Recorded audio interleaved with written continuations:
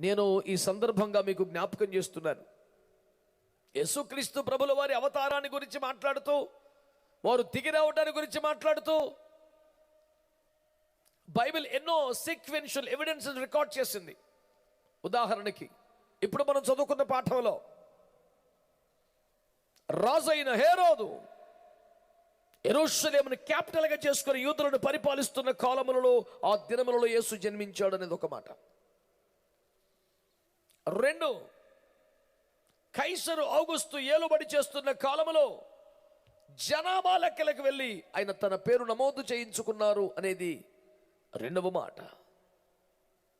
యూదుల సినగాగులో సుమయోను మహా గొప్ప దైవజనుడి చేత నామకరణం చేయించబడిందని, సున్నతి చేయబడిందని మతాచారపు గ్రంథాల్లో లిఖించబడటం మరో విశేషం. ఇలా చెప్పుకుంటూ పోతే అది అటబోగట్ట కాదు, ఇలా జరిగిందట అని ప్రతీతి అని వినికిడి లాంటి మాటలకు తావులేదు. ఇది చరిత్రలో నమోదు చేయబడిన ఒక అద్భుతమైన ఘట్టమని మీ దృష్టికి తీసుకొస్తున్నాను. ఇలాంటి ఎన్నో చారిత్రాత్మక సత్యముల యొక్క సమాహారమైనటువంటి క్రీస్తునాథుని జన్మదినం ఈనాడు ప్రపంచానికి వేడుకగా ఉండడం ఆశ్చర్యమేమి కాదు. ఎంత గొప్పవారికైనా వారి జన్మదినాన్ని జ్ఞాపకం చేసుకుని జయంతిగా వేడుకలుగా చేయడం సమంజసమే, సహజమే. కానీ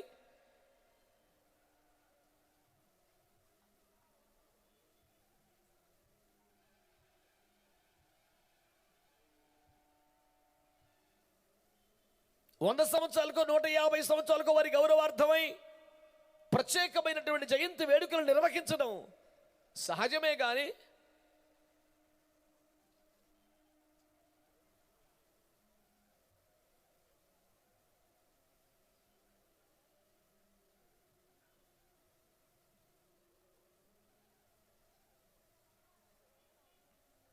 గత 2000 సంవత్సరాలుగా ఒక వ్యక్తి జన్మదినం ప్రతి సంవత్సరం 30 రోజుల పాటు ప్రపంచమంతా చేస్తూ ఉందంటే ఇది ఆశ్చర్యమా, అద్భుతమా, వింత? మీరు ఆలోచించమని కోరుతా ఉన్నాను. ఎక్కడైనా ఎప్పుడైనా ఉందా? ప్రతి సంవత్సరం నవంబర్ 25వ తేదీ మొదలుకొని డిసెంబర్ 25 వరకు ప్రపంచములో దాదాపుగా ఎక్కడో ఒకటో చోట పెద్దగా ప్రభావం కనబడదేమో కానీ మొత్తం ప్రపంచంలో మోర్ దాన్ 200 నేషన్స్, లక్షల కోట్ల రూపాయల గ్రీటింగ్ కార్డుల వ్యాపారమే జరుగుతుందంటే ఏమి చెప్పాలి బిడ్డలారా? ఇక మిగతా వ్యవహారం వదిలిపెట్టు. అయ్యో బిడ్డలారా, అందుకనే అపోస్తలుల కార్యములలో క్రీస్తునాథుని ఆగమనమును గురించి మాట్లాడుతూ భక్తుడు అంటాడు, ఇది ఏదో ఒక మూలన జరిగిన సంగతి కాదు. బంగారు పుట్టలో వేలు పెడితే కుట్టనా అని చెప్పే సరదా కథలు కావివి. ఇది ఏదో ఒక మూలన జరిగింది కాదు. ప్రపంచపు నట్ట నడుమ ఆనంద దేశమున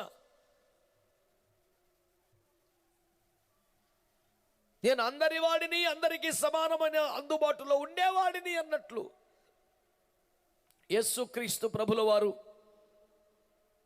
భూమధ్య దేశమున అడుగు పెట్టినారని మీకు దృష్టికి తీసుకొస్తున్నాను. ఒక ఆయన అన్నారు, నువ్వు ఎన్ని చెప్పబోయా, మన దేశం అయితే కాదు కదా, సరిపెట్టాక అన్నారు. వారి మాట నిజమే, నిజమే. మరి ఇప్పుడు దేవుడు అనేవాడు ప్రపంచంలో ఎక్కడ పుట్టినా ఇంకొక దేశస్తుడు కానట్టే కదా. దేశానికి దేవుణ్ణి పరిమితం చేయడం ఏ రకంగా కరెక్ట్? పెద్దలు ఆలోచించాలి. ఒక వార్డు మెంబరు వేరొక వార్డు మెంబర్ ఈ కార్యాల జోక్యం చేసుకుని, నీ వార్డు సంగతి చూసుకు ఎక్కడ రాబాకంటే న్యాయమే. కానీ మండల ప్రెసిడెంట్ గారు నీ వార్డు నా వార్డు అంతమందే అంటారు. వారి స్థాయి అది.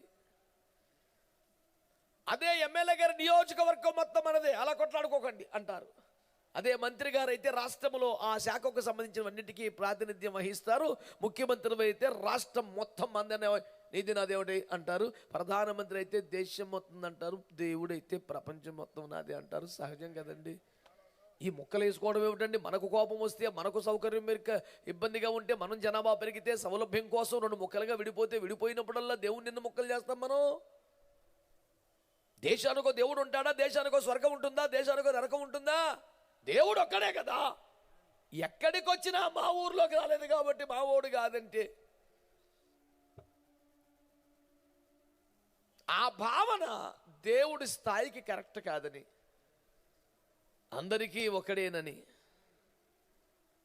అందుకనే సూర్యుడు ఒక్కడే ఉంటాడు కాబట్టి దేవుణ్ణి కూడా నీతి సూర్యుడు అని మలాఖీ గ్రంథం 4వ అధ్యాయంలో ప్రస్తావించారని, ఆ నీతి సూర్యుని యొక్క లేలేత కిరణాలే ప్రపంచానికి ఉషోదయమని, జాతిని మేల్కొల్పగలిగిన సత్తువ కలిగిన కిరణాలవేనని, ఆ క్రీస్తునాథుని కృప ఆ కిరణాలే ఈ రాత్రి మీ అందరి మీద ప్రసరించగా మన బ్రతుకులు కూడా తేజరిల్లాలని కోరుకుంటూ ఈ మాటలు మీకు ప్రకటిస్తున్నాను. కృపగల దేవుని తేజస్సు మన మీదకి దిగివచ్చునుగాక. మంచిగా స్తోత్రం చెప్పొచ్చు కదండి. హల్లెలూయా. విషయానికి వస్తే బిడ్డలారా, తూర్పు దేశం నుండి జ్ఞానులు వచ్చారు. ఇది కూడా నాకు సంరంభమే. నేను మొన్న మధ్య కెనడా దేశానికి వెళ్ళినప్పుడు ఒక ఆయన మాట్లాడుతూ ఒక గ్లెన్ చర్చ్ అనే దానిలో నన్ను పరిచయం చేశారు. ఆయన పరిచయం చేస్తూ యువర్ ఫ్రమ్ అన్నాడు. అనగానే ఐఎమ్ ఫ్రమ్ ఈస్ట్ అన్నాను. అన్నాడు ఐఎమ్ ఫ్రమ్ ఈస్ట్.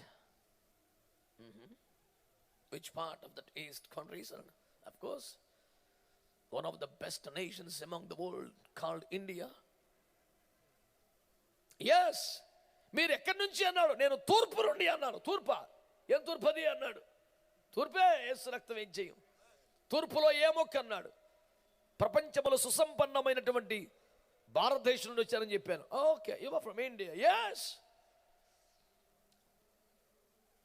సగర్వంగా భారతదేశం పేరు చెప్పగలిగిన దమ్ము, విశ్వాసం, సంతోషం, సంరంభం నా గుండె నిండా ఉండగా, నేను పశ్చిమ దేశాల వాడిని కాను, తూర్పు దేశాల వాడిని అని పశ్చిమ దేశాల్లో చెప్పా. ఎందుకంటే బైబిల్లో ఒక ప్రయోగం ఉన్నది, ఒక ప్రమాణం ఉన్నది. తీపి అంటే తేనె అంటాం, చల్లదనం అంటే మంచు అంటాం, ఏమండి తెలుపు అంటే పాలు అంటాం. దాని కొలబద్దే కది. మరి అలాగే జ్ఞానం అంటే ప్రపంచానికి దిక్కు లేదు, తూర్పు దేశాల పేరు చెప్పాలి. రాజుల మొదటి గ్రంథం 4వ అధ్యాయం 30వ వచనములో సొలొమోను మహారాజు జ్ఞానాన్ని గురించి శ్లాఘిస్తూ అంటాడు, అది తూర్పు దేశస్తుల జ్ఞానం కన్నా గొప్పది అని. అంటే జ్ఞానాన్ని కొలవడానికి మరో కొలబద్ద లేదు, తూర్పు దేశస్తులు తప్ప. నేను ఒక మహాజ్ఞానని నేను మురిసిపోవటం లేదు, మహాజ్ఞానులు ఉన్న గంట మీద పుట్టానని ఫీల్ అవుతున్నాను అంతే.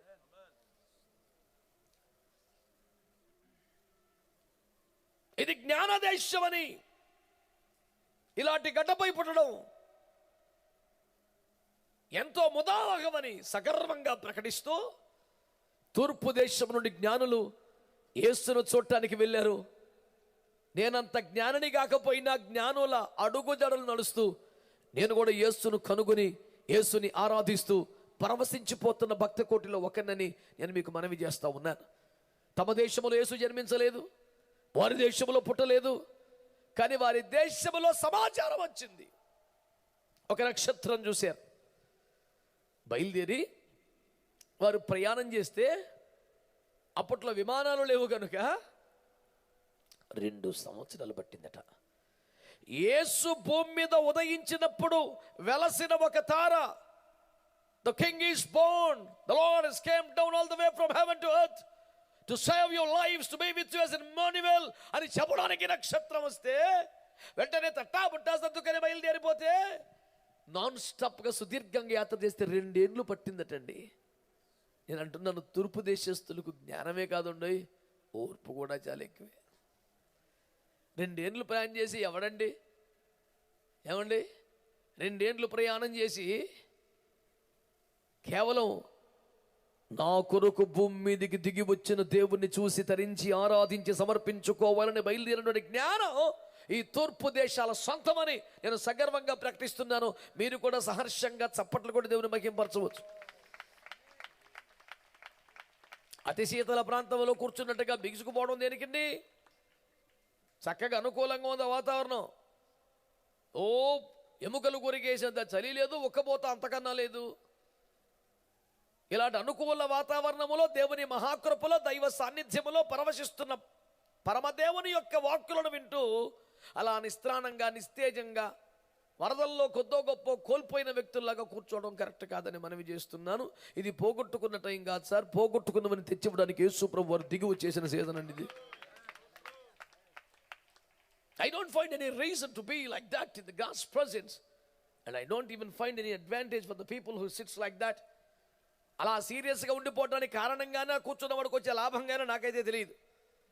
కొద్దో గొప్ప స్తోత్రం చెప్తే జైల్లో కూడా విడుదల వచ్చింది. దేవునికి స్తోత్రం. మాట్లాడరు ఇంకా భక్తులు. మన నోరు కూడికైన తర్వాత వాడబడ్డం కాదు సార్, ఇప్పుడే వాడబడాలి. స్తోత్రం చెప్పండి, అంతేనా? హల్లెలూయా. ఇక్కడ మజా ఏమిటంటే, జ్ఞానం ఏమిటంటే, వినీలాకాశములో విశాల జగత్తులో కోట్ల కోట్ల నక్షత్రాలు ఉంటే ఒక నక్షత్రాన్ని చూసి అరే ఇది దేవుని నక్షత్రం గుర్తుపట్టాడు సార్, అది జ్ఞానం అంటే.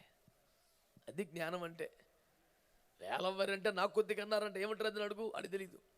వేలం వెర్రి అంటే నాకు కొద్దిగా అన్నారుగా, ఏంటది? తినేదా, తాగేదా, పూసుకునేదా, రాసుకునేదా? ఏమో అందరూ అన్నారు, నేను అన్నాను. అది ఏంటి? అది అసలు సంబంధమే లేదు.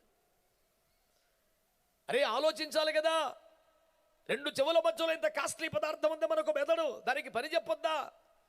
దాన్ని డీప్ ఫ్రీజర్లో పెట్టి ఏమిటి మనం చేసే పని? అది పాదరసమై పరుగులెత్తాలి, ఆలోచించాలి కదండి. భక్తులారా, పెద్దలారా, విద్యార్థులారా, అన్ని కోట్ల కోట్ల నక్షత్రం ఒక నక్షత్రం చూసి ఎస్ ఈ నక్షత్రం వచ్చిందంటే దేవుడే దీనుడై నరుడై వచ్చేసాడన్నమాట అని ఫిక్స్ అయిపోయారంటే ఏ విజ్ఞానం సార్ అది? మనం అలాంటి సందర్భాలు గుర్తు చేసుకొని ఒక పిల్లగాడి జ్ఞానం లాంటి వేషం వేసి పూర్తిగా బైబిల్కి వ్యతిరేకంగా ఉండి 5 మూలల స్టార్ ఒకటి నెత్తి మీద పెట్టుకొని అసలు మనకి ఎవరికి సంబంధం ఎర్ర టోపీ పిల్లగాడిని ఒక నుంచో పెట్టి హ్యాపీ క్రిస్మస్ రే ఏ క్యా బాత్ ఏ భయ్, ఇది ఎక్కడ గొడవ సార్? అసలు మన ముచ్చటి ఏంటి? నా మొదటి మనవి ఈ పూట, భక్తులారా, మీరైనా నేనైనా, కోట్లాది నక్షత్రాలు ఉన్నాయి. అన్ని నక్షత్రాలు ఆయన నక్షత్రాలు కాదు. 2 చేతులు దండం పెట్టి చెప్తున్నాను మీకు, బైబిల్ చదవండి, ప్రార్థన చెయ్యండి, భక్తిలో ఎదగండి, జ్ఞానాన్ని సముపార్జించండి. ఆయన నక్షత్రం ఏదో గుర్తుపట్టమని నేను మనవి చేస్తామన్నాను. ఓ గంటల కొద్దీ వాదించడమా తెలివి? కాలికేస్తే ఏలికేసి తిప్పలు పెట్టడమా తెలివి? పెద్దలను కించబరుతూ అవహేళనగా మాట్లాడడమా తెలివి? మర్యాద లేకుండా ఉపాధ్యాయులను కించబరుస్తూ అవహేళనగా డైలాగులు కొట్టడమా తెలివి? తెలివంటే ఏమిటి తెలుసునా? దేవుని గూర్చిన సమాచారము నీకిచ్చుటకు నేరుగా నీ కొరకే అవతరించిన ఆయన నక్షత్రాన్ని నువ్వు గుర్తుపట్టగలగాలి. ఆమేన్. ఆయన నక్షత్రం అనండి. ఇంతేనా? చెప్పండి మంచిగా. ప్రియులారా, ఆయన నక్షత్రం ఏమిటి? బైబిల్ గ్రంథంతో కనీస పరిచయం నాకు తెలుసు. ప్రకటన గ్రంథం 1వ అధ్యాయం 20వ వచనంలో ఏమనుంది? చదువుతావు నాన్న. ప్రకటన 1:20.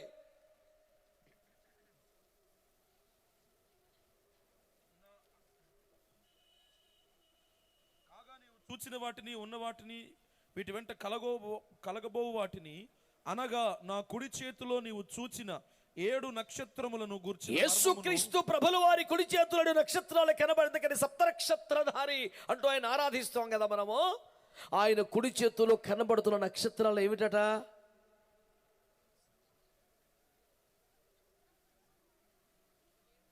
ఆ 7 సువర్ణ దీపముల సంగతి వ్రాయము. 7 నక్షత్రములు 7 సంఘములకు దూతలు. మీకు మా కృతజ్ఞతలు. దేవునికి స్తోత్రం చెప్పండి గట్టిగా. హల్లెలూయా. ఈ మధ్య కుమారుడు నన్ను పరీక్షిస్తున్నాడు. నన్ను ఎట్టగట్ట పాస్ చేయి, నీకు దండం పెడతా. దేవుని బిడ్డలారా, శ్రద్ధగా ఆలకించండి. ఏమంటోంది దేవుని వాక్యం? ప్రభులు వారి కుడి చేతిలో కనబడుతున్న నక్షత్రం అట సంఘపు దూత. అనండి, అనండి. అంటే ఆయన ప్రతినిధిగా, ఆయన మాటగా, ఆయన ఉద్దేశముగా, ఆయన చిత్తముగా సంఘమునకు ప్రకటించే సంఘ కాపరి ఉన్నాడే, దైవజనుడు ఉన్నాడే, వారిని గుర్చే పరిశుద్ధ గ్రంథం ఉపమాన రూపంగా నక్షత్రం అని ప్రస్తావిస్తోంది. చేతులెత్తి స్తోత్రం. హల్లెలూయా. మీరు అనుకుంటున్నారా దేవుని వాక్య ప్రకారం మనకు స్టార్ ఎవరట? దేవుణ్ణి మనకు తెలియజేసి దేవునిలోకి మనల్ని నడిపించి దేవుని వద్దకు చేర్చడానికి ప్రయాసపడుతున్న ఒక దైవజనుడు నాడే ఆయనే మనకు స్టార్ అని వాక్యం చెప్తుంది. స్తోత్రం చెప్పండి గట్టిగా. ఏమండి, స్పోర్ట్స్ స్టార్ ఒకరు ఉంటారు, ఫిల్మ్ స్టార్ ఒకరు ఉంటారు, పొలిటికల్ స్టార్ ఉంటారు, బిజినెస్ స్టార్ ఉంటారు, ఎందరో స్టార్స్ ఉంటారు. కానీ మనకు మాత్రం ప్రయోజనకరమైన ఒక బ్లెస్సడ్ స్టార్ ఎవరైనా ఉంటే వారు దైవజనుడని మీకు జ్ఞాపకం చేస్తున్నాను. దేవునికి స్తోత్రం కలుగునగా. హల్లెలూయా. నేను అకస్మాత్తుగా మన ఆంధ్ర యూనివర్సిటీలో చదువుకునే మన బిడ్డలేక హాస్టల్కి వెళ్ళాను. నేను వస్తానని వాళ్ళు ఎప్పుడు ఊహించలేదు. నాకేటో అటు పనిబడి ఫోన్ చేస్తే ఎరా నాన్న ఎక్కడున్నారంట, అయ్యో హాస్టల్ అయితే వచ్చేస్తున్నాను. రూములోకి వెళ్ళేపాటికి దేవునికి స్తోత్రం, bachelor rooms, college rooms, campus rooms. మీరు ఊహించుకోండి బిడ్డలారా. వీళ్ళు కొద్దో గొప్ప మన వాసన అంటిన పిల్లలు కనుక అంత ఘోరంగా ఏమీ లేదు. కానీ నేను వచ్చే 2 క్షణాల్లో కొద్దో గొప్ప మర్యాదలు చేయగలిగారు. కానీ గోడల మీద విచిత్రమైన వ్యక్తులు ఉన్నారు, పెద్ద పెద్ద పోస్టర్లు. ఎవడు రాడు ఆడి పేర్లు కూడా నోకి తిరిగి సావట్లేదు. ఎవడెవడో ఇట్ట చేతులు తిప్పినాడు ఒకడో. వాడు అంత పెద్ద పోస్టర్ పెట్టాడు, వాడు ఒంటి మీద ఇన్నర్ వేరు తప్ప ఏమీ లేదు. ఇటు ఏడకాడ కండలన్నీ ముక్కలు ముక్కలు ముక్కలు ముక్కలు అయిపోయి పెట్టాడు ఒకడు. నేను అన్నాను, ఒరే ఆడి ఉన్నో పెట్టుకున్నావు ఏంది నాన్న, కనీసం అమ్మ నాన్న ఫోటో పెట్టుకోపోయేవరా, అందరూ హర్షిద్దాం. వాళ్ళకి మించిన వాళ్ళు ఎవరున్నారా భూమి మీద నీకు? వాళ్ళు ఏడో పారేసేవి తీసుకెళ్ళి. వీడు ఏడన్నా తప్పిపోతే ఎవడన్నా కొట్టి పారేస్తే ఎత్తుకొత్తకి వీలుగా పరసలో పెట్టాడు అమ్మ ఫోటో నాన్న ఫోటో నెంబర్ రాసి. అంతకన్నా వాళ్ళకి ఎక్కడ చూడలేదు. అమ్మా బాబును ఏటీఎంలుగా చూసి దుష్టత్రయం తగలబడింది. వీళ్ళకి డబ్బులు అవసరమైతే తప్ప నాన్నకు ఫోన్ చేయడు. ఎట్లాంటి వాళ్ళు తగలబడ్డారు భూమి మీద. మారు మనసు పొందిన పిల్లలందరూ స్తోత్రం చెప్పండి. సగం చెప్పలేదయ్యా, నా తప్పేమి లేదు. దేవునికి స్తోత్రం. ఎవడెవడో మనకి స్టార్గా దేశ రక్త విజయం. ఆధ్యాత్మిక జీవితానికి, క్రైస్తవ విశ్వాస అనుభవాలకి, మట్టిని మహిమకు చేర్చగలిగినటువంటి ఆత్మ సంబంధమైన వ్యవహారానికి దేవుడు ఒక స్టార్ ఇచ్చాడు మనకి. ఆయన దైవజనుడు, సంఘ కాపరి. మీ సంఘ కాపరులు బట్టి స్తోత్రం చెప్పండి ఒకసారి దేవునికి. ఆయన దీనుడిగా కనబడుతున్నా, తగ్గించుకొని కనబడుతున్నా, శ్రమ బాధితుడిగా ఉన్నా, వయస్సు ఏదైనా ఆయన నీకు స్టార్. ఏంటంటే అంత పెద్ద స్టార్? నెంబర్ 1 ఆయన దేవుని కుడి చేతిలో ఉన్నాడు. ఎక్కడున్నాడండి దైవజనుడు? స్టీల్ ప్లాంట్లో ఒకసారి ఎందుకు ఒక ఆయన ఒక చంపి పడేస్తాను అని అన్నాను. నేను అన్నాను, దేవుని చిత్తం సార్ అన్నాను. ఏంట మాట్లాడుతున్నావు నువ్వు? నేను తలుచుకుంటే ఏమన్నా చేయగలను తెలుసా నీకు అన్నాడు. దేవుని చిత్తం సార్ అన్నాను. మళ్ళీ ఆయన కొంచెం తమాయించుకొని అసలు నువ్వేం చెప్పాలని చెప్పి కరెక్ట్గా అన్నాడు. నేను అన్నాను, అయ్యా దైవ సేవకుడు చదువు లేనివాడైనా, దైవ సేవకుడు ₹1 లేని పేదవాడైనా, దైవ సేవకుడు పెద్దగా వయసు లేని పిల్లకాయగాడైనా, ఆడొకవేళ దైవజనుడైతే దేవుని కుడి చేతిలో నక్షత్రం సార్. ఆయన మూసేస్తే సెక్ట్ అయిపోద్ది, తెరిస్తే ప్రకటిస్తాడు, ఇవి టచ్చేయలేడు సార్ అని చెప్పాను. పళ్ళు పట్టపట్ట కొరుకుతుంటే నాకు వినబడుతుంది సౌండ్. దేవునికి స్తోత్రం చెప్పండి. ఏమి చేస్తామండి దేవునికి స్తోత్రం? వాస్తవం అలా ఉంటుంది. ఒక్కసారి అసలు మంచి మాట ఒకటి చెప్పనా మీకు? అబద్ధం ఎంత అందంగా ఉంటుందో నిజం అంత నిష్ఠూరంగా ఉంటుంది. ఇది బీభత్సమైన అందంగా ఉంది కాబట్టి అబద్ధాన్ని ఆలింగనం చేసుకుంటే సర్వనాశనం అయిపోద్ది జీవితం. సత్యం కఠినంగా ఉన్న దాన్ని కోరుకుంటే అది మనల్ని క్షేమ తీరాలకు చేరుస్తుంది, మహిమను నిలబెడుతుంది. అందమైన అబద్ధాన్ని ఆశ్రయిద్దామా? కఠినంగా ఉన్న నిజాన్ని కోరుకుందామా? తింటే చచ్చిపోతావు అన్న మాట ఇబ్బందిగానే ఉంటుంది. ఏం వదిలే తినేయన్నమాట సూపర్ ఉంటుంది. మరి ఇది కొంపలంటి ఇచ్చేసింది. కాయలు వదిలేసి ఆకులు చుట్టూ తిరిగారు అప్పటి నుంచి వాళ్ళు. అప్పుడు బాగానే ఉన్నారు, రోజు నచ్చిన కాయలు కోసుకున్నారు. ఎప్పుడైతే అబద్ధం అందంగా ఉందని కౌగిలించుకున్నారో తెల్లారి నుంచి రక్తమే జయం. పొద్దున్న లెగితే అసలు తోట మొత్తంలో పెద్ద పెద్ద ఆకులు ఎక్కడున్నాయి, ఇదే అన్వేషణ. ఇంకేం పని లేదు వాళ్ళకి. కోరుకున్న పండు తినే సౌభాగ్యం ఎక్కడది? పెద్ద పెద్ద ఆకులను తెచ్చుకోవాలి, మంచి బట్టలు కుట్టుకోవాలి, డ్రెస్ వేసుకోవాలి, గట్టిగా ఎండ వచ్చేప్పటికి ఎన్ని ముడుచుకుపోతాయి, మళ్ళీ పెద్ద ఆకులు తెచ్చుకోవాలి, మళ్ళీ కుట్టుకోవాలి, పడుకుని పొద్దున్న ఎత్తి మళ్ళీ కనపడవు, మళ్ళీ పెద్ద ఆకులు తెచ్చుకోవాలి. బతుకాలు ఇదే. అబద్ధం అలా ఉంటుంది మరి, కానీ అది అందంగా ఉంటుంది. వా మీరు చావనే చావరు, పైగా మీరు దేవతల వలె మారిపోదరు. Is it so so beautiful. ఆ తర్వాత ఉంది మరి స్తోత్రం. రే తింటే చచ్చిపోతాం అన్నమాట చేదుగానే ఉంది, కానీ బ్రహ్మాండంగా మహిమలో బతికారు సార్. నిజం కాస్త ఇబ్బందిగా కఠినంగా ఉంటుంది, అయినా దాన్ని గట్టిగా పట్టుకోండి. అందంగా వినిపించే అబద్ధాలని అసహించుకోండి. అప్పుడే 10 కాలాల పాటు మహిమలో దర్జాగా దేవునితో హాయిగా బతుకుతాం. స్తోత్రం చెప్పొచ్చు కదా. హల్లెలూయా. ఇంతకీ ఈ రాత్రి బైబిల్ గ్రంథం మనకు ఉద్బోధిస్తున్న మహాసత్యమేమనగా దేవుని నక్షత్రమును గుర్తుపట్టాలి అనండి. నక్షత్రం అంటే ఏమిటనుకున్నాం? దైవ సేవకుడు. గట్టిగా స్తోత్రం చెప్పండి ఒకసారి. హల్లెలూయా చెప్పండి. దేవుని బిడ్డలారా, ఎందుకు అతనికంత గౌరవం ఇవ్వాలి? ఎందుకు అతనికంత గౌరవం ఇవ్వాలి? నిర్గమాకాండంలో 3వ అధ్యాయం చదివిపెట్టిన ఆయన కాస్త వేగంగా తీరిగ్గా 8, 9, 10 వచ్చాలు చదవగలవా?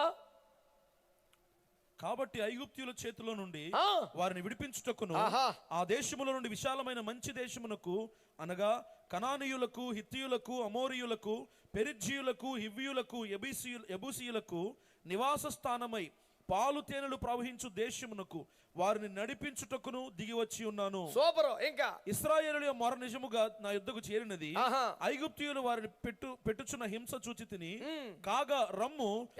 ఏమండి ఒక మాట మాట్లాడాలి, 2 మాటలు మాట్లాడడం తప్పనిపిస్తుంది. ఆ మాట చదివితే ఏమన్నాడు దేవుడు? రాశాడుగా మావోడు, అక్కడితో చదివాను ఇప్పుడు నేను. ఏమంటాడు? ఐగుప్తీయుల చేతులను వారిని విడిపించుటకును 7 జాతుల వారి చేతిలో నుండి స్వాస్థ్యమును లాగి మీ చేతికి అప్పగించుటకును నేను దిగి వచ్చి ఉన్నాను అన్నాడు కదా సార్. మరి దిగి వచ్చినప్పుడు కార్యం చెయ్యాలిగా. ఏమంటాడు మళ్ళీ? రా నిన్ను పంపుతాను. మోషే ఐగుప్తీయుల చేతిలో నుండి ఇశ్రాయేలు ప్రజలు విమోచించుటకును వారిని 7 జాతుల వారిని వెళ్ళగొట్టి వాగ్దాన దేశములో చేర్చుటకును నేను దిగి వచ్చి ఉన్నాను అన్నాడు. సరే ప్రభు, అంతకన్నా భాగ్యం అన్నావు. లేదు లేట్రా నిన్ను పంపుతాను అన్నాడు. నువ్వు వాళ్ళు విడిపించడానికి దిగి వచ్చానన్నావు కదా. అవును. నడిపిస్తాను కదా. అవును. మరి నన్ను రమ్మంటావే, నీ ద్వారా చేద్దామని. ఇప్పుడు ఐగుప్తీయులు అంటే ఇశ్రాయేలు ప్రజలను బంధించిన ఫరోని బెదిరించే ప్రోగ్రాం ఎవరిదే? మోషేదే. వీళ్ళని ఆదరించే ప్రోగ్రాం ఎవరిదే? మాట్లాడతలేదు మీరు. అంటే దేవుడు ఏమి చెయ్యాలో అవన్నీ ఇప్పుడు ఎవరు చెయ్యాలి? దేవుడే మోషే ద్వారా చేయించాలంట. ఫరో, హే గాడ్ షట్స్ లెట్ మై పీపుల్ గో. దేవుడు సెలవిస్తున్నాడు, నా ప్రజలను పోనే అని అడిగి చెప్పాలా? ఇటు వచ్చి కలవరపడకండి, మీ విమోచన సమీపించిన ధైర్యంగా ఇలాగ చెప్పాలా? ఈయన ఆదరించిన ఈయనే, అన్ని బెదరేసిన ఈయనే, ఆయన్ని ప్రసన్నం చేసుకున్న ఈయనే అన్ని నెత్తిమి చేసుకుని జీవితం అంతా తిప్పలు పడుతుంటాడు కనుక దైవజనుని మనము గౌరవించాలి, ప్రేమించాలి. చప్పట్లు కొట్టి స్తోత్రం చెప్పండి గట్టిగా. చాలామంది ఏమంటారంటే ఎన్నో రకాల జీవనోపాధులు ఉన్నాయి, అందులో ఇదొకటి ఉదర పోషణార్థం బహుకృత వేషం, అందులో ఇదొకటి కదా. చల్లగా పాస్ గారు అయిపోతా దర్జాపతి. ఒక తల్లిగారు చెప్పారు నాకు, బాబా మీరు శుభ్రంగా కడుపులో చల్ల కదలకుండా సేవ చేసుకోమంటే చేసుకుంటా కొంచెం చెప్పు. చల్ల అంటే మజ్జిగండి. అంటే కడుపులో మజ్జిగ కూడా కదలకుండా బతకొచ్చంట సేవ అంటే. ఎలాంటి పాపిష్టోని చూసిందో తల్లి. మరి కడుపు రగిలిపోయిందా మాట చెప్పినప్పుడు అండి. సేవకుడు అంటే కడుపులో పెగిలి నోట్లోకి వచ్చేలా కష్టపడేవాడు కదండి, శ్రమజీవి కదండి. ఇందాక అయ్యగారు చెప్పాల బురదలో మోకాళ్ళతో మోకాలేసి ప్రార్థన చేసిన సేవ అండి. ఏం మాట్లాడతారండి సేవ గురించి ఒక్కొక్కరు? మీకు చిన్న ఉదంతం చెప్తాను సార్, చిన్నది. సారేపతు విధవరాల దగ్గరికి దేవుడు ఎవరిని పంపారు? అటు చూడబాకండి, చెప్పండి, మీకు తెలుసుగా. ఎందుకని?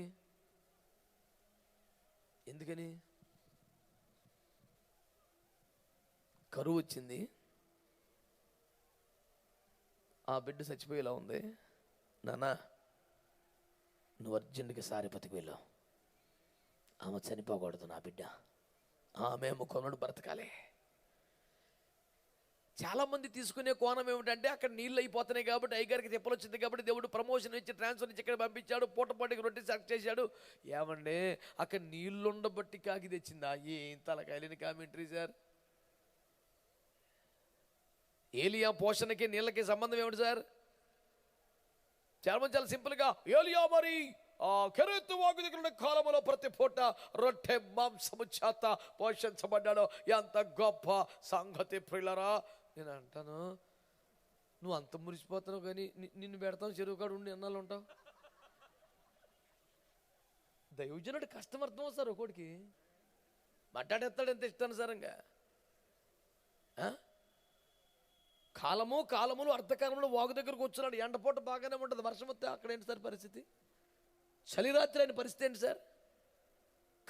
కొన్ని కాలములు అక్కడ ఉండిపోయి అదేంటి ప్రభువా, ఈ గొంగలి చిరాకు పడుతుంది, మంచి లెనిన్ చొక్కా దయచేయము అని ప్రార్థించాడు ఆయన. ఈ పాపిష్టికాకి ఎవడ గొప్పలో తెస్తుందో, ముఖం గడిగిందో లేదో దరిద్రమని, శుభ్రమైన పదార్థములు నాకు స్విగ్గీ ద్వారా పంపునాయన అని ప్రార్థన చేశాడా?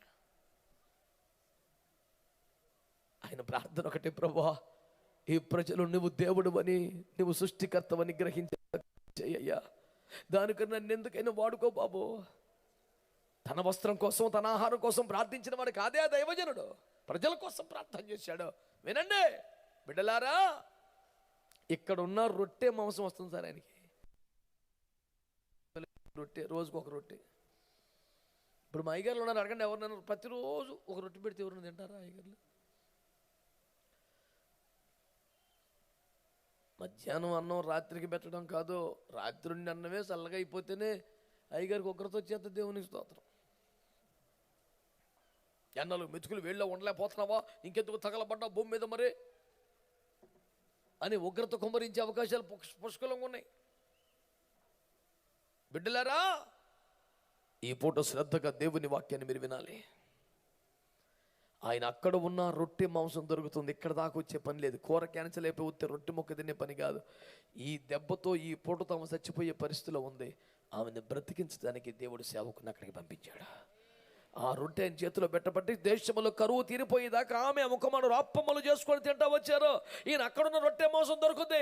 ఆ రోజుతో చనిపోవలసిన కుటుంబాన్ని కాపాడటానికి దైవజనుడు దేవుడు పంపిస్తే చూసేలా ఉంటారు. ఆ విధవరాలు కొంపలు పడి తినకపోతే సిగ్గు లేదా, ఎక్కడ సావచ్చు కదా. మాట నవ్వుడికి పెట్టుబడే ఉంది సార్. అడిగాను ఖర్చు అవుతుందా ఒక డైలాగ్ కొడతానికి? రోజుకి ఒక అప్పమ్మ, అది కూడా కూర లేకుండా తిని బతికాడు సార్ కరువు తీరేదాకా. కడుపు కట్టుకొని బతికాడు దైవజనుడు వాళ్ళని బ్రతికించడానికి. అయితే జనంకి ఏం కనపడుతుంది? అసలే కరువు ఉంటే వాళ్ళ కొంపలు పడి తింటాడు, సిగ్గులేదా? అసలు విషయం అర్థం అవుతుంది కదండి భక్తులకి. ఈ రాత్రి మీ అందరికీ మనవి చేస్తున్నాను ప్రియులారా, 12 మందిలో ఇస్కరియోతు ఉంటాడు, ఎవడో ఒకటి చెడిపోయి ఉంటుంటాడు. ఆను కూర్చొని అయ్యగారులందరికీ ఆపాదించకండి, మంచి వాళ్ళందరిని బట్టి దేవునికి స్తోత్రం చెప్పండి. మాట్లాడరా గట్టిగాని? హల్లెలూయా. ఎందుకు స్టార్ అన్నాడు తెలుసా దైవజనుడిని? ఎందుకు కుడి చేతిలో పెట్టుకున్నాడు తెలుసా? దేవుని ప్రజలను బాధిస్తున్న శత్రువుతో యుద్ధం చేసే బాధ్యత మోస్తున్నాడు కనుక, బాధింపబడుతున్న దేవుని ప్రజలను ఆదరించే డ్యూటీ మీదేసుకున్నాడు కనుక, ఆక్రమించుకున్న శత్రువులను వెళ్ళగొట్టి స్వాస్థ్యములు తమ బిడ్డల చేతులకు అప్పగించే వరకు తాను ముందుండి పోరాడుతున్నాడు కనుక, ఇన్ని భుజానేసుకున్నాడు కాబట్టి అన్నాడు, ఆయన నక్షత్రం. గట్టిగా చప్పట్లు కొట్టి స్తోత్రం చెప్తారా? మేము తూర్పు దిక్కున నక్షత్రమును చూచాం, నేను దిక్కు వచ్చాను, నా బదులు నువ్వు వెళ్ళు. రాజుతో మాట్లాడు. ఏ రాజుతో మాట్లాడాలా? ఈ బాబు మీద అటెంప్ట్ మర్డర్ కేసులు పెట్టిన స్టేషన్ అది. ఆల్రెడీ మర్డర్ కేసు ఉంది, దొరికితే అరెస్ట్ చేయమన్నాడు, పారిపోయి బయటికి వెళ్ళిపోయాడు. తిన్నగా ఆయన దగ్గరికి వెళ్ళి నేనంటే చెప్పాను, అయ్యా నువ్వు ఆడకన్నా పంపు, పరువు దగ్గరికి ఏమళ్తాను నేను. ఏం గదిలో నా పేరు చెప్పో, స్తోత్రం చెప్పండి. హల్లెలూయా. శత్రువుతో పోరాడి ప్రజలను ఆదరించాలి, వారి స్వాస్థ్యములు తేవాలి. ఏవండి, ప్రచండముగా ప్రళయ భీకరంగా ముందుకు వచ్చేస్తున్నటువంటి ఘోర భీర భయంకరమైనటువంటి యోర్దానులో అడుగుపెట్టి ప్రజలందరికీ దారి చీల్చి వాళ్ళ అవతల కొట్టుకెళ్ళే దాకా మధ్యలో ఆగిపోవాలి. అందుకు కదా నేను స్టార్ అంటారు. స్తోత్రం చెప్పరే గట్టిగా, చెప్పరే గట్టిగా. భాగ్యభోగ నిధులు లేని భారభరిత సేవా. మీరేం చేస్తుంటారు? దైవ సేవలో. మీకు పైనుంచి వస్తాయా? పైనుంచి ఎవడు సొమ్మడి ఇచ్చేస్తాడరా, బుర్ర పని చేస్తున్నాడు కదా. నా ఇంటికని నేను ఉండి నా పని నేను చేసుకుంటే క్యాకేజ్ డబ్బులు ఇచ్చేస్తాడు ఎవడన్నా. మీకు వస్తాయంట కదా, మీకు వస్తాయంట కదా.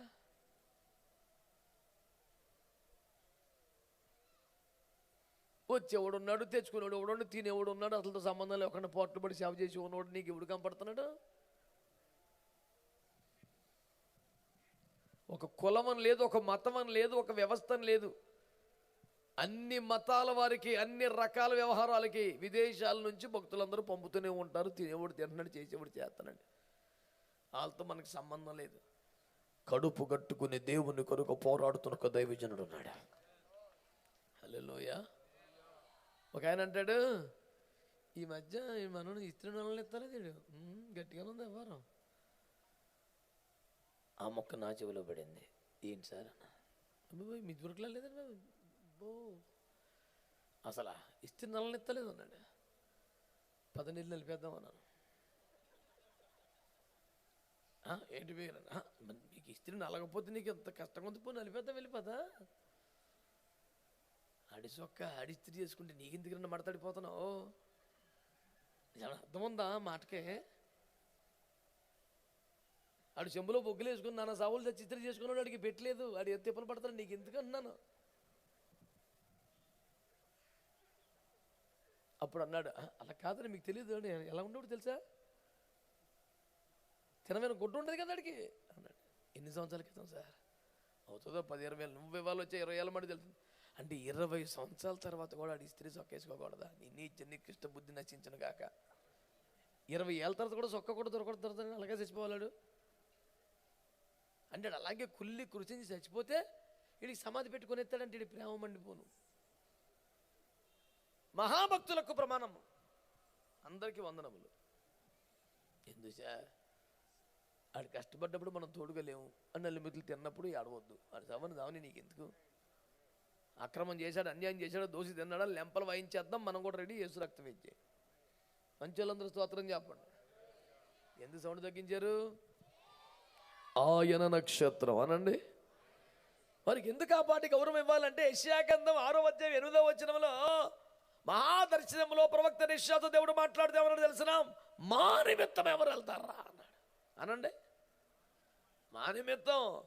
నీకు ఇంట్రెస్ట్ ఉందా లేదా, నీకు తెలిసిన వాళ్ళ కాదా, అక్కడ చుట్టపడి ఉన్నాడా, ఫ్రెండ్స్ ఉన్నారా లేదా, కాదు, నా కోసం వెళ్ళాలి, నా మాట చెప్తాకి వెళ్ళాలి, నా పని చేస్తాకి వెళ్ళాలి, నా రాజ్యం మా నిమిత్తం వెళ్తావా? దేవుని నిమిత్తమే పంపబడ్డ వాళ్ళు ఉన్నారు, దేవుని కొరకే బ్రతుకుతున్న వాళ్ళు ఉన్నారు, దేవుడు పెడితేనే తిని లేకపోతే కడుపు కొట్టుకుని కన్నీరు గార్చే వాళ్ళు ఉన్నారు. వారందరిని బట్టి నేను దేవుని స్తుతిస్తున్నా. ఎవడైనా దేవుని పేరు చెప్పి సేవ పేరు చెప్పి అడ్డగోలుగా బతికితే, అక్రమంగా బతికితే తప్పు, పాపం, వాడు శిక్షింపబడాలి. శిక్షించే వాళ్ళు మనం కాదు, మన పని మనం చేసుకుందాం. దేవునికి స్తోత్రం చెబుదాం. హల్లెలూయా.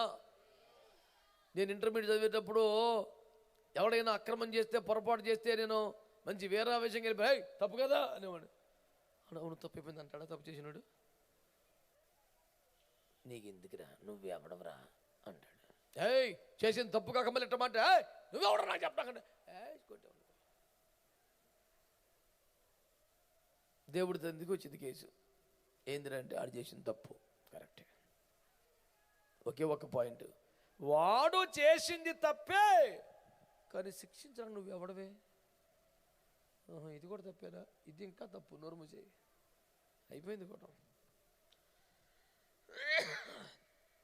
మీకు నేను చేయుచున్న మనవిదే, దైవజనుడు మా నిమిత్తం వెళ్ళాలి. స్తోత్రం చెప్పండి ఒక్కసారి అని దేవుడు కోరుకుంటే, దేవుని నిమిత్తము భూమి మీదకి వచ్చినవాడు, పంపబడ్డవాడు, బ్రతుకుతున్నవాడు కనుక అతని నక్షత్రమని దేవుని వాక్యం తెలియచేస్తుంది. ప్రభుకు ఒక మంచి స్తోత్రం చెప్పండి. హల్లెలూయా. దైవ సేవకుని యొక్క ప్రాముఖ్యత ఏమిటి అని మీరు అడిగితే, మీరు గమనించండి, ఆ నక్షత్రము రాబట్టే దేవుడు నరుడై వచ్చాడు అన్న సమాచారం తెలిసింది. కనుక దేవుని గూర్చిన సమాచారము తెలియజేయుటకు పంపబడ్డవాడే దైవజనుడు. గట్టిగా ఆమేనండి. దేవుని గూర్చిన విషయములు ప్రపంచమునకు తెలియచేయుటకు పంపబడిన వాడే దైవజనుడు. Without the man of God there is no information for the man can to know about God. దేవుని గురించి గ్రహించుటకు మానవ జాతికి సమృద్ధిగా సమాచారము దైవ సేవకుల వలనే అనుగ్రహింపబడుచున్నది గనుక దైవ సేవకులను మనము గుర్తించవలసిన వారమని మీకు మనవి చేసుకుంటున్నాను. సినాయి కొండ మీద, హోరేబు కొండ మీద దేవుడు మాట్లాడిన సందర్భాలు జ్ఞాపకం చేసుకుంటూ ద్వితీయోపదేశకాండం 4వ అధ్యాయంలో మోషే గారు 2 సార్లు చెప్పారు, ఆయన కొండ మీదకి మీ 70 మందిని కూడా పిలిచాడు గాని మహామహిమతో దేవుడు దిగిరాగా ఆ శక్తికి మహిమకు తాళలేక మీరు వెనక తగ్గగా నేను దేవునికి మీకును మధ్య ఉండి ఆ మాటలు మీకు వినిపించాను అన్నాడు. ఇలా కూడా 70 మందిని తీసుకెళ్ళాడు పెద్దల్ని. కానీ దేవుని శబ్దమును, స్వరమును వారు తేటగా గ్రహించలేని స్థితిలో అల్లాడిపోతూ ఉంటే ఇతడు మధ్యలో ఉండి ఆ స్వరము విని వీళ్ళకి చెప్పాడంట. దేవుని మాట, దేవుని స్వరం, దేవుని చిత్తం మానవ జాతికి తెలియజేస్తూ అందిస్తున్నందుకు దైవజనుడు ఒక నక్షత్రమని భాషించబడుతున్నాడని మీకు జ్ఞాపకం చేస్తున్నాను. బిడ్డలారా, సమాచారమును తెలియజేసేవాడు కాబట్టి, సందేహములు తీర్చి సంగతిని తేటపరచువాడు కాబట్టి అపోస్తలుల కార్యముల గ్రంథం 8వ అధ్యాయం 30-31 వచనాలలో, అపోస్తలుల కార్యముల గ్రంథం 8వ అధ్యాయం 30-31 వచనములలో ఇథియోపియా దేశపు ఆర్థిక మంత్రి యెరూషలేము నుండి రథములో తిరిగి వెళ్ళుచుండగా దేవుని ఆత్మ దైవజనుడైన ఫిలిప్పును తోడుకొని వెళ్ళగా ఫిలిప్పు అడుగుతున్నాడు, అయ్యా ఓ దేశపు ఆర్థిక మంత్రి గారు, మీరు చదువుతున్న వాక్యం మీకు అర్థమైందా అని అడిగాడు. నేను దేశపు ఆర్థిక మంత్రి, నాకు తెలియదేటలు ఏమనుకున్నావా? ఏం మాట్లాడుతున్నావు నువ్వు? చూస్తే చదువున్న వల్ల లేవు నువ్వు. దేశానికి ఆర్థిక నడక నేర్పే నాకే పాఠం చెప్పాలని చూస్తున్నామంటారా నీవు? అనవచ్చు ఒకవేళ. కానీ వారు అన్నారు, అయ్యా ఎవడైనా నువ్వు త్రోవ చూవకపోతే నాకెలాగూ తెలియను. ఒక దేశపు ఆర్థిక మంత్రికి కూడా ఆధ్యాత్మిక త్రోవ చూపవలసిన వాడు దైవజనుడని మీకు జ్ఞాపకం చేస్తున్నాను. చేతులెత్తి స్తోత్రం చెప్పండి. నాకు అందుకే ఫిలిప్ అంటే ఎక్కలేని గౌరవం. సువార్త చెప్పాడు, వెంటనే బాప్తిసం ఇచ్చాడు, వెంటనే దేవుని ఆత్మ ఫిలిప్పు నాకు కొంచెం కొనిపోయాను. మరి ఎన్నడూ ఫిలిప్పు ఆయన్ని కలుసుకోలేదంట. మనం అయితేనా ట్రైన్లో పరిచయం ఇచ్చే చాలు, కార్డు నెంబర్ అల్లెళ్ళు, నెక్స్ట్ మంత్ అడు కొంప దగ్గర రాలిపోయాడు ఉంటాడు ఒకడు. ఎవరండి మీరు? అయ్యో సార్ మర్చిపోయారు ఆ రోజు ట్రైన్లో కలిసి అంటే ఊరికి వచ్చాను మిమ్మల్ని కలుద్దామని. ఒకసారి ట్రైన్లో కలిసినందుకు 7 కొంపలంటే తిరిగి ఎత్తాడు పొలమని ఇదే బాప్తి మిత్తి వదిలిపెడతాడా? ప్రభువును క్షమించును గాక. అలాంటి తలతెక్కవరం చేస్తే నా భాష వాడాల్సి వస్తుంది. మరి ఇప్పుడు దాకా ఎంత గౌరవంగా మాట్లాడిన ఒక్కొక్క మనిషి గురించి ఈ పనికి మళ్ళీ దందా ఏంటని పరువు తీసే పనులు నువ్వును. అదే మంత్రి గారికి మనమే బాప్తిసం సెల్ఫీ తీసుకొని ఫ్రేమ్ కట్టి చెట్టు తెచ్చుకోపో ఇంట్లో గుమ్మలు మెయిన్ ఎంట్రన్స్ ఉంటుంది. అప్పుడు ఎవరాగానే సార్ అంటే అదే మొన్న ఆర్థిక మంత్రి గారికి బాప్తిసం ఇచ్చాం. అసలు ఇంకా భూమి దాగే పనే ఉంది. ఫేస్బుక్లో పెట్టాలి, స్టేటస్లో పెట్టాలి, ఇన్స్టాగ్రామ్లో పెట్టాలా, అన్ని పాస్టర్స్ గ్రూప్లో ఫార్వర్డ్ చేయాలా. ఫిలిప్ అంటే మరొక్కసారి కూడా ఆ మంత్రిని కలుసుకోలేదంట. వచ్చాను, దేవుని పని చేసి వెళ్ళిపోయాను అంతే. టచ్లో ఉండాలి బ్రదర్, కొంచెం టచ్లో ఉండాలి బ్రదర్. నువ్వు దేవుని కుడి చేతిలో నక్షత్రం. విలువ తక్కువ పనులు చేయబాక. దేవునికి స్తోత్రం చెప్పండి. ఆర్థిక మంత్రి కూడా దారి చూపగలిగిన వాడు దైవజనుడు ఆత్మీయ ప్రపంచంలో. స్తోత్రం చెప్పండి. దైవజనుడు ఎందుకు గౌరవించాలి? ఎందుకు నక్షత్రం? సమాచారము తెలుపుతాడు కనుక. 2 త్రోవ చూపుతాడు కనుక. 3 ఈ అయ్యగారులు ఏం చేశారంట? యూదుల రాజు అని మైండ్లో ఉందిగా. చిన్న యెరూషలేములో రాజావారి గృహం బోర్డు కనపడగానే హేరోదు కొంపకి వెళ్ళిపోయారు. ఇప్పుడు దాకా దారి చూపిన వాళ్ళు ఎవరో వదిలేశారండి. జ్ఞానం కదండి, మరి వదిలేశారు. నక్షత్రాన్ని వదిలేస్తే నీకు దొరికేది హేరోదు రాజు, యేసురాజు కాదు. తెలుసుకో, జాగ్రత్తగా ఉండు. అర్థమైన స్తోత్రం చెప్పండి. ఆడి దగ్గరికి వెళ్ళి ఆడికి తెలియదు ఏచి రక్తమే చేయం. అవునా, అలాగా, కొంచెం మీరే కనుక్కొని మాకు చెప్పడం పుణ్యం ఉంటుంది అన్నాడు. ఆడి దగ్గర మ్యాటర్ లేదు. బ్యాచ్ని కేకేశాడు, కనుక్కోమన్నాడు. నిజమే సార్ వాళ్ళు చెప్పింది అన్నాడు. గాబరైపోతున్నాడు. వీళ్ళు బయటకు వచ్చి తెల్లమ్మ కొంచెం పైకి చూస్తుంటే మళ్ళీ నక్షత్రం అక్కడే ఉంది. యేసయ్య తార ఎప్పటి వోలే ఎదురాయ త్రోవలో. అప్పుడు కానీ అయ్యా తప్పైపోయింది బాబు, నిన్ను వదిలే అటు తిరిగావు నాయన, ఇంకో దిక్కు లేదు మహానుభావ, నీవే శరణం తండ్రి. ముందు నుండి నడిపిస్తున్నాడు. ఎవరు దైవజనుడు? యారా నన్ను కాదని పోతావా, సావురాను పట్టాగే అడగా దైవజనుడు. తనను కాదని, తనను అక్కర్లేదనుకొని వేరుగా సపరేట్గా బతకగలని సొదొమ వెళ్ళిపోయి అత్తకచ్చాలు పడి పెళ్ళాం మెట్లు కూడా కోల్పోయి చెరలో బందీ అయిపోయిన లోతు కోసం వెళ్ళి యుద్ధం చేసినాడు సార్ దైవజనుడు. స్తోత్రం చెప్పరా. అది దైవజనుడు అంటే.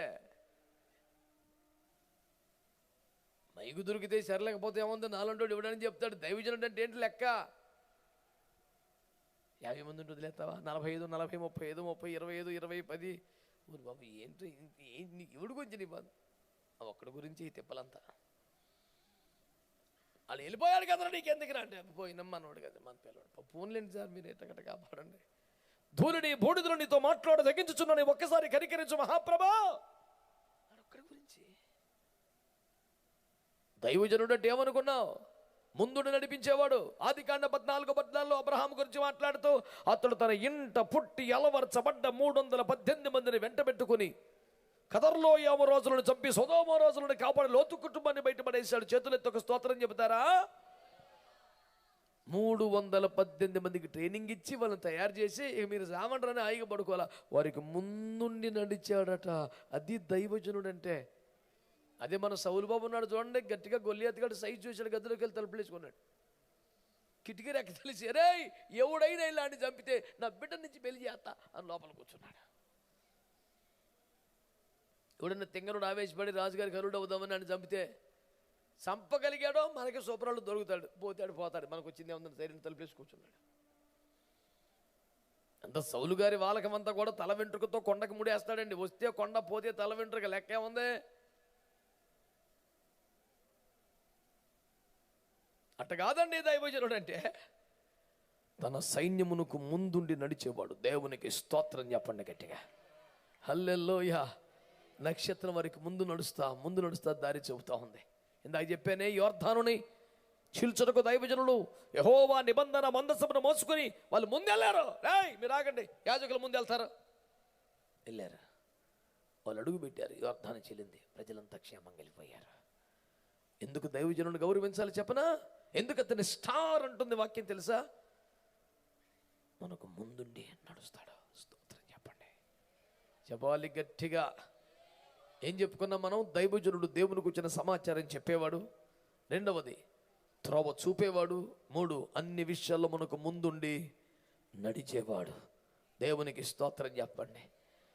ఇలాంటి యోగ్యుడు కనుకనే దైవజనుడు. స్తోత్రం చెప్పండి. యేసు ఉన్న ఇంటికి చేరు వరకు నక్షత్రమే దిక్కయింది. కొన్నాళ్ళు 2-3 రోజులు కాదు, మనం యేసు దగ్గరికి వెళ్ళేదాకా దైవజనుడు మనకు అవసరమని వారిని గౌరవించి చేతులెత్తి యేసయ్యకు ఒక స్తోత్రం చెప్పండి గట్టిగా. ఇంతటి మహోత్కృష్టమైన సర్వోన్నతమైన ఆధిపత్య స్థాయిలో దైవజనుడిని దేవుని నక్షత్రాన్ని పెడితే కొందరటండి తేడా చేశారంటండి బాబు. మరి అది కూడా చెప్పకపోతే నేను న్యాయం చేసినట్టు కాదు, చెప్పాలా. నోవహు ఒక ఓడ కట్టాడని చెప్పింది దేవుడు, బట్టలు లేకుండా పడవని చెప్పిన ముట్టుకుంటూ రాసిపెట్టాడు. అన్నీ రికార్డు చేయాలి, లేచి రక్తం ఏం చేయం. అంచేత యూదా పత్రిక ఈ ఒక్క మాట చదివి పెట్టండి ఈ పూటకే. యూదా పత్రిక 13వ వచనం. తమ అవమానమును నురుగు వెళ్ళగక్కువారై సముద్రము యొక్క ప్రచండమైన అలలుగాను మార్గము తప్పి తిరుగు చుక్కలుగాను. ఎవడో ఏంటన్నమాట?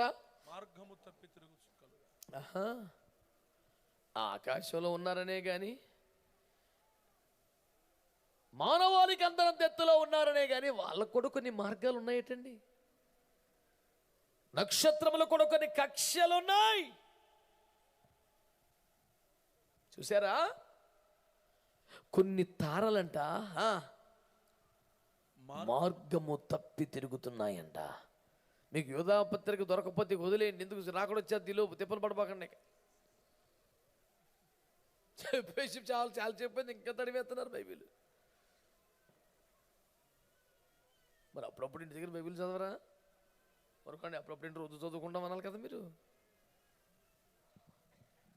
కొంతమంది భక్తులు ఎంత ఘోరంగా ఉండారంటే, మనకు కావాలని అప్పుడప్పుడు నేను చూస్తుంటాను, ఇలా ఏం చేస్తుంటారు ఇలానే. ఒకటి చెప్పి 153వ కీర్తన కానీ ఆడు చూసాడు లేదు, చూసి ఆడికి కంగారు పడిపోయి పేజీ అటు ఇటు తిప్పేసి పక్కడు బైబిల్ చదువుతాడు. అంటే ఏంటి, నా బైబిల్ లేదు, ఇటు దాంట్లో ఉంది కదా. అసలు కీర్తనలు 150 అన్న సంగతి కూడా వాడికి.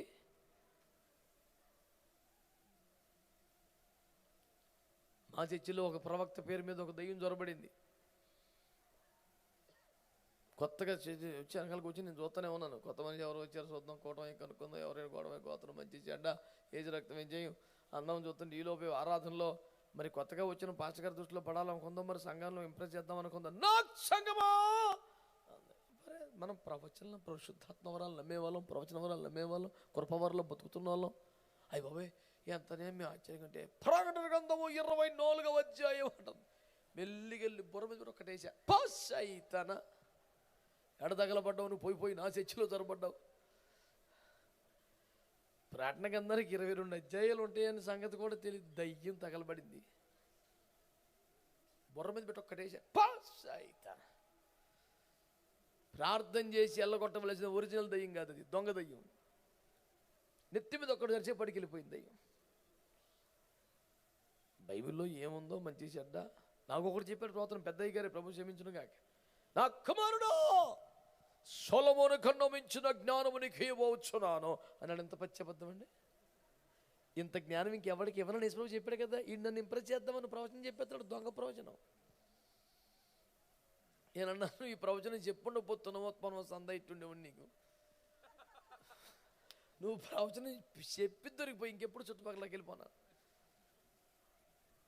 మంచోళ్ళందరూ స్తోత్రం చెప్పండి, హల్లెలూయా. కొన్ని చుక్కలు ఏం చేస్తున్నాయట, మార్గం తప్పాయటండోయ్.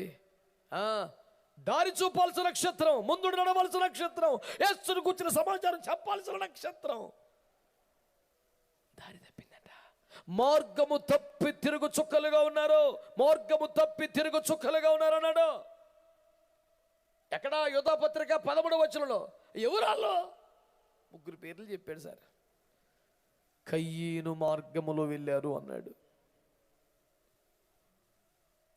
బిలాము త్రోవలో పరిగెత్తారు అన్నాడు, కోరహులాగా తిరస్కారం చేశారన్నాడు. ఈ పాపతోలు 3 పేర్లు చెప్పి వీళ్ళందరూ మార్గము తప్పి తిరుగుతున్న చుక్కలు అంటూ మాట్లాడాడు. వినండి సంఘమా, దేవుని ప్రజలారా, వివరించడానికి ఇది పెద్ద సమయం కాదు, ఒక్క మొక్కలో చెప్పి ముగిస్తాను. కయ్యీను అనే వ్యక్తిని ఉదహరించి ఆ లక్షణాలు కలిగిన వారిని ఏమన్నాడు, మార్గము తప్పి తిరిగే చుక్క. కయ్యీను లక్షణం ఏంటండి? తాగుబోతుడా, వ్యభిచారా, దొంగ, అసూయ.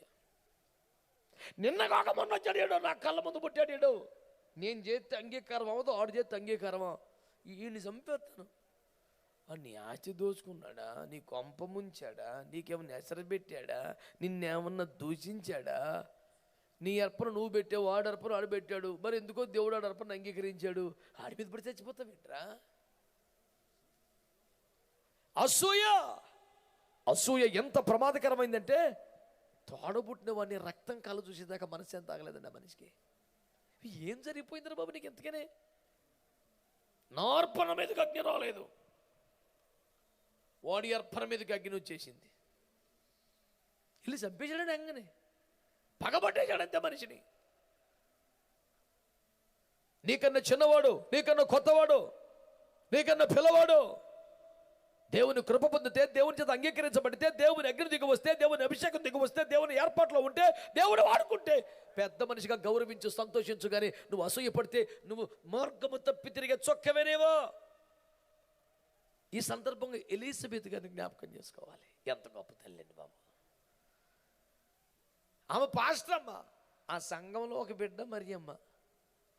పాస్టమ్మ గారి కడుపులోకేమో దైవజనుడు వచ్చాడు, విశ్వాసి కడుపులోకేమో లోకరక్షకుడు వచ్చేసాడు. ఏమిటే విడిచిపడుచున్నావు, ఇట్టి కృప పొందుడు కరుణను నేను కాదా, నేను చేసిన ప్రార్థనలు కాదా, దానికి మీరు కరకొచ్చుకోచా పట్లుకో, ఎల్లో పరిచయం చేయి, ఎదవేసలేక తగ్గించుకో అనే రైట్స్ పాస్టమ్మ గారికి ఫుల్గా ఉన్నాయి. కానీ అలాగనలేదు. తెగరెచ్చిపోతున్నాం ఎందుకు, నా ప్రార్థన వల్ల యేసుప్రభు పట్టు వచ్చాడు, ఎదవేసలే గట్టిగా ప్రార్థన చేస్తే యేసుప్రభుని ఇటు యోహానట్టు పంపించేయగలను, జాగ్రత్త. అందాండి ఎలిసిపోతామ్మా పాస్టమ్మ గారు వందనాలు అనగానే ఎంత సంతోషపడిపోయి, బిడ్డా అమ్మో అమ్మో అమ్మో నా ప్రభు యొక్క తల్లి నా వద్దకు వచ్చుడు నాకు ఎలాగూ ప్రాప్తించను, గట్టిగా కొట్టు సాపట్లో సారి. నా ప్రభు యొక్క తల్లిని సంఘపెట్టిన యవనస్తురాలని గౌరవించేస్తుందండి బాబు. మన సంఘములో కానీ మన కుటుంబంలో ఎవరైనా దేవుని కృప పొందితే మనం వారిని ప్రేమించాలి, మనం వారిని గౌరవించాలి, మనం వారిని సత్కరించాలి, మనం వారికి సపోర్ట్ చేయాలి. మార్గము తప్పి తిరుగు చుక్క ఎవడో కయ్యను మార్గములు వెళ్తున్నవాడు అసూయ దైవజనుడా, నువ్వు ముందుండి నడవలసిన వాడివి, త్రోవ చూపవలసిన వాడివి, యేసు ఉన్న ఇంటికి చేర్చాల్సిన వాడివి. అలాంటి నీవు అసూయతో రగులుతున్నావా? అయితే నువ్వు ప్రకాశించే నక్షత్రం కాదు, దేవుడి కుడి చేతుల నక్షత్రం కాదు, నువ్వు దారి తప్పిన నక్షత్రం. ఇంకొకడు ఎవడో బిలాము అంట.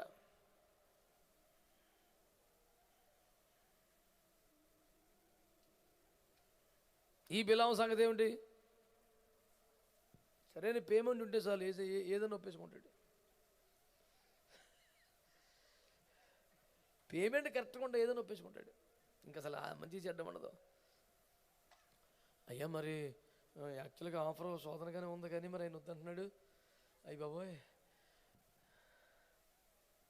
చూడండి సార్ రెట్టింపిస్తాము అన్నాడు. రెట్టింపా అన్ని దండం పెడతాను, ఎలా బాగును ఉండు.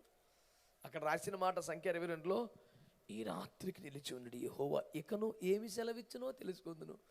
వద్దురా పంపించమని చెప్పాడు. ఈడ ఆఫర్ రెట్టింపు కవర్, రెండో కవర్ తెచ్చాడు. రెండో కవర్ తెచ్చేప్పటికీ ఈ శోధన వచ్చేసింది బిలాం గారికి. ఈ రాత్రికి ఉండరా, నీ అలాగనే ఒప్పించుకుంటున్నా ఆయన్ని, ఎన్నేళ్ళు సేవ చేస్తే నువ్వు డబ్బులు ఇచ్చావా ఆడిస్తాను అన్నాడు. వెళ్ళని మరి అలా అన్యాయాన్ని ఖండిస్తున్నాం, మేము ఒప్పుకోము, వెళ్ళరా అన్నాడు యేసు ప్రభు. 2 అడుగులు వేసేపటికి కత్తెట్టి నుంచున్నాడు, అల్లాడిపోతున్నాడు. వీడికన్నా గాడిది బెటర్ అయిపోయింది, దేవునికి స్తోత్రం. డబ్బు కలవడప్పుడు సూపు పోతుంది కన్నా సూపు అందు. లంచము కనులకు గుడ్డితనము, గాడిద చూసి ఒక్క తొక్కు తొక్కిందంటే యేసు రక్తం పెంచే అయ్యగారిని. అయ్యగారికి బుర్రపని చేతలు డబ్బు పిచ్చెట్టేసుకుంటే అలాగ ఉంటుంది. తొక్కు తొక్కితే నా చేతుల కత్తుండి నన్ను చంపేతను అన్నాడు. అప్పుడు ఆ గాడిద అంటుంది, నాయన నేను నీ దానైన మొదలుకొని ఎప్పుడన్నా తొక్కి తినా అంటే, వీడు లేదు మరి ఎవరెందుకు తొక్కుతున్నావే అన్నాడు గాడితో. అసలు దాంతో ముచ్చటేంటి అసలు, ఇది ఎలా మాట్లాడుతుంది, దీనికి స్వరం ఎలాగ వచ్చింది, బుర్రపని చేస్తలేదు, దీనికి డబ్బు పిచ్చి ఎలాగ ఉంటుంది. కవర కప్ప ఎదురుకుండా దేవుడు కనపడ్డావు, గాడిది మాట్లాడుతున్నా కనపడదు, నెత్తి నిండా డబ్బుని డబ్బు మండిపోను పనికి మళ్ళీ పిచ్చి, ఇన్నాళ్ళు శుభ్రంగా చేసేవి నీకేదో తగులుకుంది అంటే డబ్బు దరిద్రమని. దారి తప్పిన చొక్క, ప్రేమను కోల్పోయి అసూయపరుడు అయిపోయాడు, నువ్వు దారి తప్పిన చొక్కే. సమర్కను కోల్పోయి డబ్బు పడిందో నీ కంట్లో దరిద్రం పోయినట్టే లెక్క. ఇంకొకడు ఉన్నాడు కోరహు, ఆడొకడు ఆడంటాడు, ఇజ్రాయేలు సర్వ సమాజంలో ప్రతివాడు పరిశుద్ధుడే, నిన్ను నీవేళ హెచ్చించుకున్నా ఆయనేమో హెచ్చించుకోలేదు, నువ్వే హెచ్చించాలి, యూజ్లెస్ ఫెలో. నువ్వు మన్నా తిన్నావా, మేము తిన్నావు. నువ్వు సముద్రం తట్టావు, మేము తట్టాం. నువ్వు రెక్కల మీద, మేము కూడా అన్నీ సేమ్ టు సేమ్. బండ్లో నీళ్ళు తాగావు, మేము తాగాం, నువ్వేంటా పెద్ద ఎక్కువ అన్నాడు. నేను చెప్పను ఎక్కువేంటో, నువ్వు మన్నా తిన్నావు కానీ తెచ్చినోడు ఆయన, నువ్వు నీళ్లు తాగావు తెచ్చినోడు ఆయనరా. సిగ్గెట్ లేకుండా మాట్లాడుతున్నావు, టన్నులు కొద్దీ మన్నా తినేసి పాపిస్తున్నవారని. ఎక్కడ పుట్టావు, ఎక్కడ పెరిగావు, ఎలా బతికావు, ఏం మాట్లాడుతున్నావు? కోరహో గుర్తుపెట్టుకోండి, ఎవడైనా అసూయతో ఉన్నాడా ఆడికి దైవజనుడు కదా పోయింది కోటం. చిచ్చే దారి తెప్పేసిన చొక్క. ఎవడైనా డబ్బులో పడ్డాడా సమర్పణ కోల్పోయి, చిచ్చే దారి తెప్పేసింది. ఎవడైనా తన తొల్లిటి దినములను మర్చిపోయి అహంకారంగా మాట్లాడుతున్నాడా? పోయింది. అసూయ,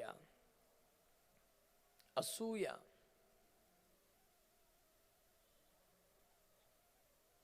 ఆర్థికపరమైనటువంటి అపేక్ష, అహంకారం.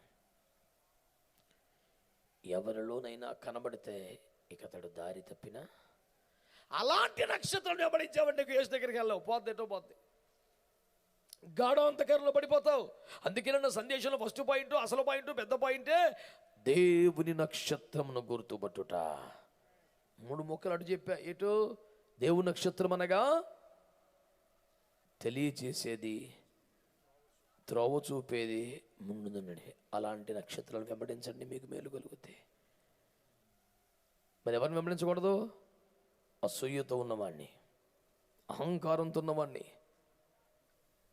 ఆర్థిక పరమైన అపేక్షల్లో పడిపోయిన వాడిని వెంబడిస్తే గాఢాంధకంలోకి అతను వెళ్తాడు, తీసుకెళ్ళిపోతాడు. కనుక పాజిటివ్ 3, నెగిటివ్ 3 చెప్పాను.